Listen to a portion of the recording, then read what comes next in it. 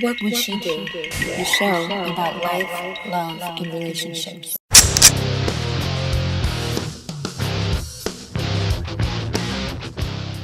Hello and welcome to What Would She Do?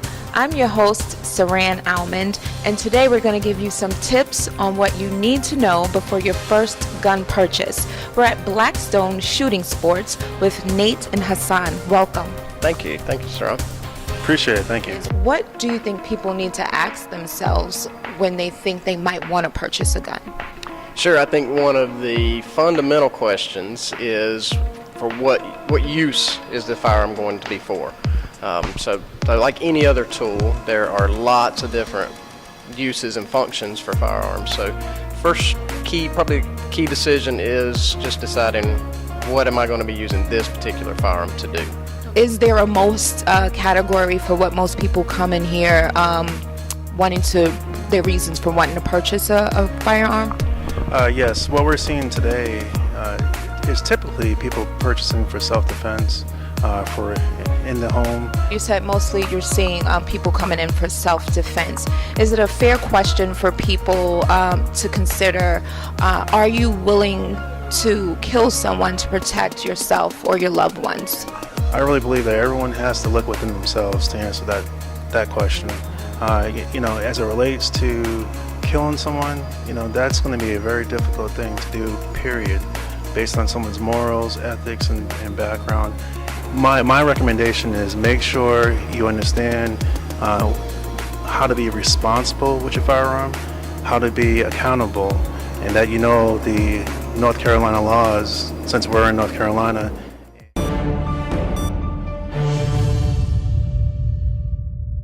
I hope anyone who is asked that question would be very hesitant about the answer, are you willing to kill someone? I hope that every single human being would pause before answering that, but certainly no is a great answer. The main point there is that today's TV and movie scene, they do glamorize or glorify the act of killing, especially with firearms, and what's never shown is the psychological impact. Even when you're being threatened.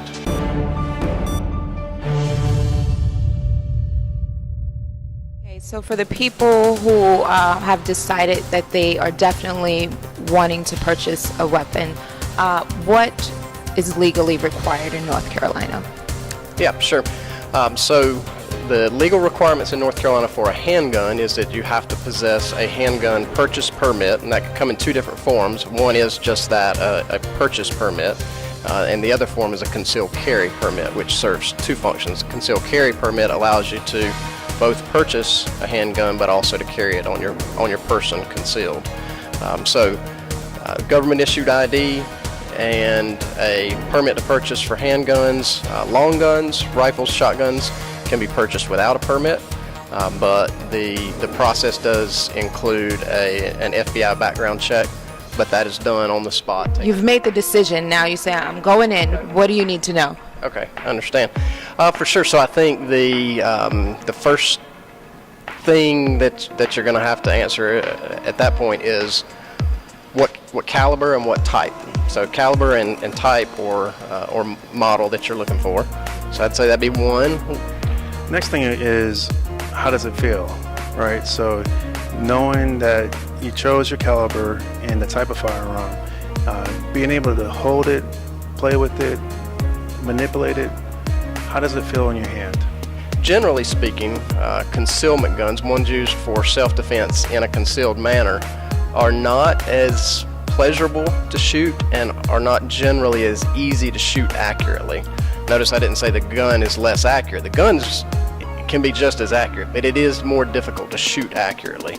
So if, for concealment, you may want one thing, but to have a good time on the range and to shoot nice tight groups on a target, need a whole different tool for that.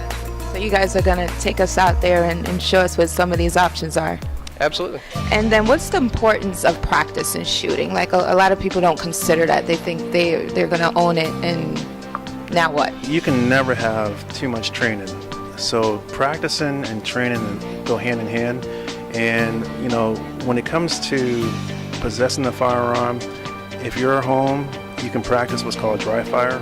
And dry fire allows you to understand your trigger pull and obtain your sights quickly. And that's something you can do easily from the house. And then when you come to the range, if you've been practicing, it allows you to be a better shot on the range as well. Well, thank you guys so much for that information. What we're going to do now is take it to the floor. We're going to learn how to select a handgun and the best ways to handle it. Stay tuned. Hi, you guys. We're here at Blackstone Shooting Sports, and we are learning how to select a handgun for your first purchase. You ready? I am ready. All right, let's do it. Okay, take a look at a few. So we'll just start. We'll start right here. The first question that we're going to ask you, if you said, "Hey Nate, I want to buy my first handgun," then some of my initial questions are going to be, "Okay, Saran, how are you going to use this particular gun?" So let's assume that you just say. I'm going to say self-defense. I'm going to say self-defense. Just say self-defense. Yeah. Okay. All right. Excellent. So then my next question is going to be, okay, self-defense in the home, or are you looking for something that you carry on your person? In home. In home only? Okay. All right. Yeah, and that'll shape a lot of things. So what I would tell you there for in the home self-defense, that there are a bunch of options. We're going to keep it to handguns for this discussion. But in that case, my response would be is that, hey, if you're not going to be carrying it and you're not going to be wearing it on your person, then let's kind of stay with a larger frame handgun. It's going to be more enjoyable to shoot. Felt recoil is going to be less. So when I say felt recoil, it simply refers to how much recoil, how much energy you feel transferred back into your body from the gun when it's fired. So the felt recoil will be lighter on a larger frame gun, and it's just more fun to shoot on the range. So, an example would be this particular. This is Springfield's XDM. So I'm going to always just check that chamber and verify that the chamber is empty. And I may at times lock the slide back just as a extra precaution so that everybody knows this firearm's safe. But then just show you mechanically some of the things, how this firearm operates. This particular gun has a somewhat unique safety mechanism. So until this lever is depressed, the gun can't fire. So I can demonstrate that the firearm will not fire until that safety is gripped, and then the gun will fire. So a lot of people like that extra safety mechanism there, but then I'd offer for you to hold it and just see how it feels. Okay. And so you said check. What am I doing? Yep. So I will show you how to kind of check that. Jump in here at any time. All right. So the first thing you want to do is you want to have your trigger finger off the trigger. So take your finger out. Squeeze right there. High and tight. Here. Higher. Here. Yep. Okay. Now turn the gun over. Take this finger and rest it right there. Here. This is called firearm safety practice. Okay. And so the reason why we're doing this is because this is a semi-automatic firearm, which means with this being loaded, it will continue to shoot until all of the ammunition has been spent. Yep, I don't think I would want this much. It'll only fire one time each time you pull the trigger, though. Oh, okay, okay. I could do that. Yeah. So for now, let's go ahead and pull this out. And let's show you how to release the magazine. Okay. So turn it back over to the side. This is your magazine release button. So you just press that with your thumb. I think this is a big gun for me. That's fine. There you go. Okay. And this is your magazine. This particular firearm can hold 19 cartridges, which would be used for shooting. Okay. And to reload that, you just put it right in there. There you go. I saw that on TV. And remember, keep your finger trigger outside the trigger. Outside. Because if that was ever loaded and you accidentally press or pull the trigger, it would shoot. Gotcha. Right? Gotcha. So now we're going to lock the slide back. Okay. So the best way to do that, you're going to take your fingers or your hand, pull this back. Just be mindful this will open. Go here.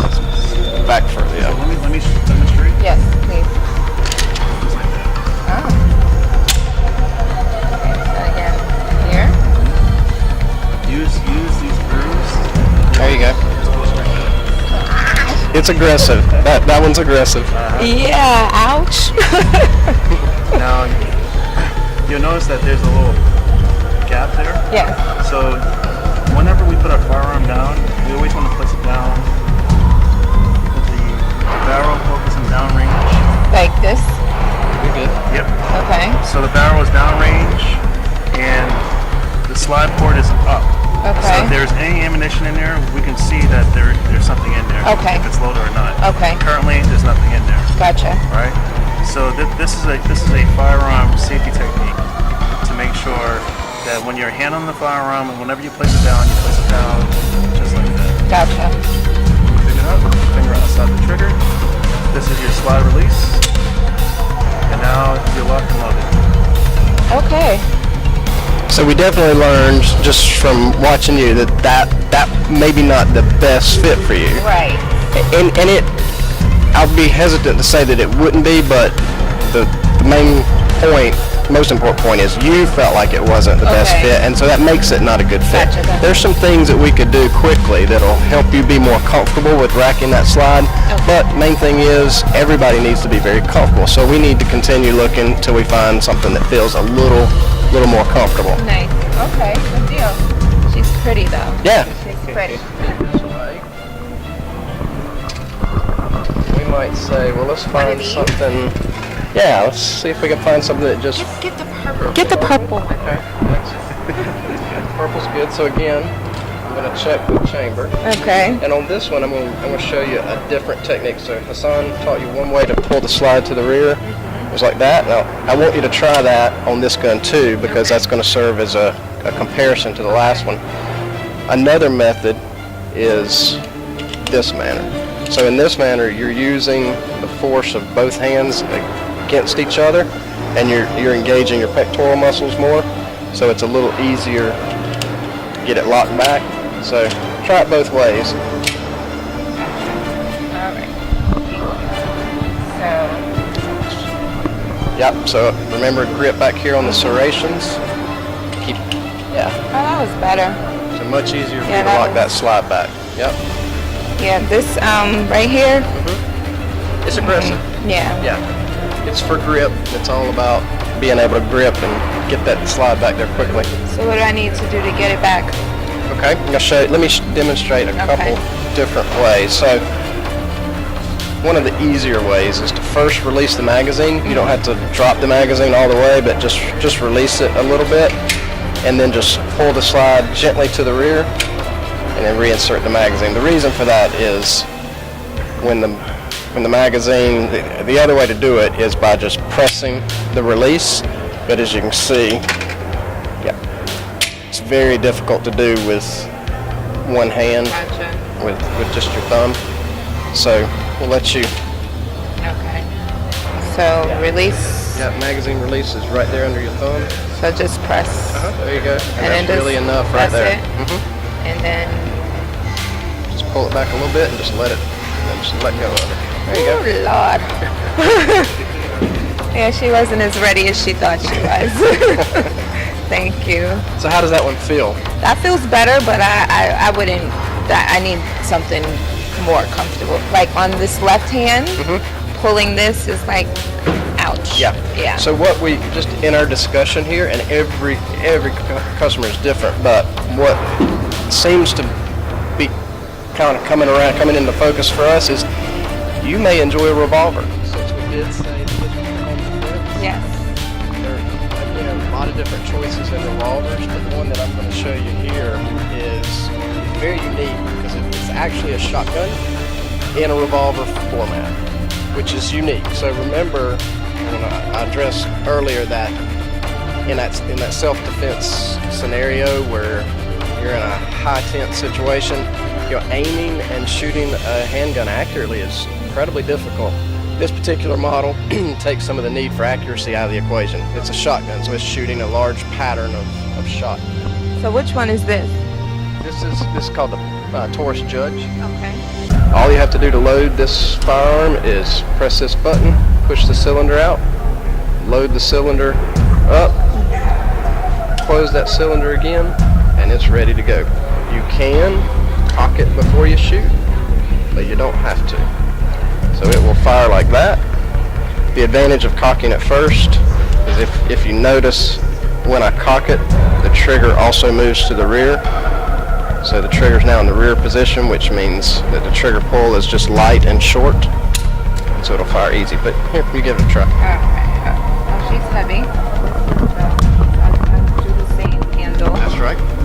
And then this is my release. Just push it in that direction forward, and then press on the cylinder. So this. Press this? Yeah, press it like this. There you go. Okay. That's it. You got it? Okay. And just push it back to get it where it needs to be? Okay. This feels better. It's heavy though. Yeah, that one's heavy. We'll let you hold a lighter one too. But but I chose that one first just to point out that for home defense, for someone who doesn't want to do a lot of practice, who knows that they're just not going to practice a lot. No, she's going to practice. Yeah. So not for you, but for someone who fit that scenario who wasn't going to practice a lot, this is a fantastic option because it doesn't require a great deal of proficiency or accuracy. Okay. Very nice. Thank you. Oh, she's really cute. All right. And light. Yeah. So same deal. Hold here. Exactly. And then I just push. You got it. I think I'm a pro. Yep. I think so. Well, she feels better than the other one. Yep. Okay. And of course, there's the issue of it feeling good in the hand on the sales room floor, and that's very important. But then what's probably more important is how it feels once you fire it. For practicing, we would shoot a much lighter load, so the recoil wouldn't be as aggressive. I like her. I like her. I think we found the one. Yeah, I like this one. Okay, this is awesome. And so as far as handling, you went through the loading and handling and all that, but what about storage? Like, you want to close with safety. Absolutely, yeah. Okay. Yeah, responsible gun storage. I'll take that from you, so I have to hold it. Responsible gun storage is obviously an extremely important consideration, especially in a home that children have any access to. Children are extremely curious, and so it's vitally important that you use responsible gun storage techniques, which generally just include a safe of some sort. Perfect. Thanks for such great information, and thank you guys for watching. I do hope that you learned something if you're considering your first gun purchase. Hassan, Nate, you have been great, and thanks for watching What Would She Do?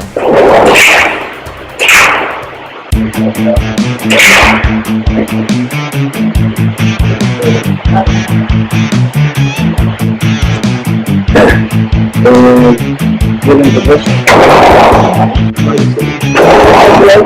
No, I'm using a head direction right there. Keep your thumbs nice and loose right there. One down. So when this is down, that's where you shoot. And this is up, it's unsafe. Okay. Put it down. Okay. Now you look shoot.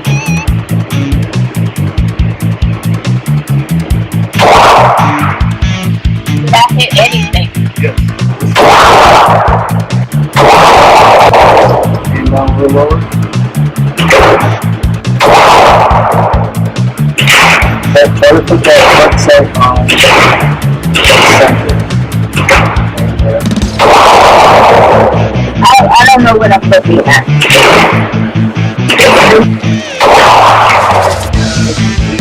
That's it. Pretty good.